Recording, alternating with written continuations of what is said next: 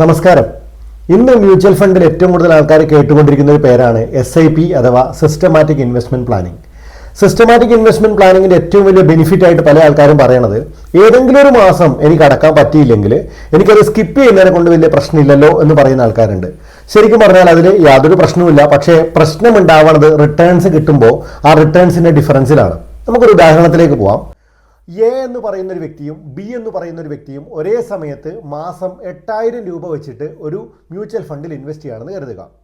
A എന്ന് പറയുന്ന വ്യക്തി യാതൊരു തരത്തിലുള്ള ബ്രേക്കും ചെയ്യാതെ കൃത്യമായിട്ട് ആ SIP കണ്ടിന്യൂ ചെയ്യുന്നു. അതുപോലെ തന്നെ ബി എന്ന് പറയുന്ന വ്യക്തി 2 വർഷം, അതായത് മാർക്കറ്റ് കൂടുന്ന സമയത്ത് ആ വ്യക്തി ഇൻവെസ്റ്റ് ചെയ്യാറില്ല, മാർക്കറ്റ് കുറയുന്ന സമയത്ത് വീണ്ടും ഇൻവെസ്റ്റ് ചെയ്യുന്നു. അങ്ങനെയൊന്ന് മുന്നോട്ട് പോകുന്നു കൂട്ടുക. ഒരു 10 വർഷത്തെ കാലയളവ് നമ്മൾ നോക്കുകയാണെങ്കിൽ എ എന്ന് പറയുന്ന വ്യക്തി ടോട്ടലായിട്ട് 9.6 ലക്ഷം രൂപയാണ് അടച്ചിട്ടുണ്ടാവുക. ഇനി ബി എന്ന് പറയുന്ന വ്യക്തിയുടെ കണക്ക് പറഞ്ഞാൽ 7,68,000 രൂപ മാത്രമേ അടച്ചിട്ടുണ്ടാവുള്ളൂ. കാരണം 24 SIP അയാൾ സ്കിപ്പ് ചെയ്തിട്ടുണ്ടാവും. ഇനി ഈ ഡിഫറൻസ് ശരിക്കും അവരുടെ പേയ്മെൻറ്റിൽ വന്ന ഡിഫറൻസ് അവർക്ക് വരുന്ന റിട്ടേൺസിൽ എങ്ങനെയാണെന്ന് നമുക്കൊന്ന് നോക്കാം.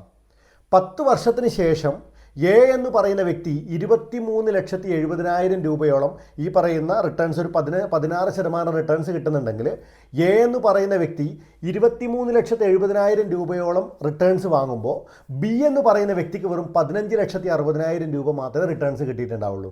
ഒന്ന് ആലോചിച്ച് നോക്കുക.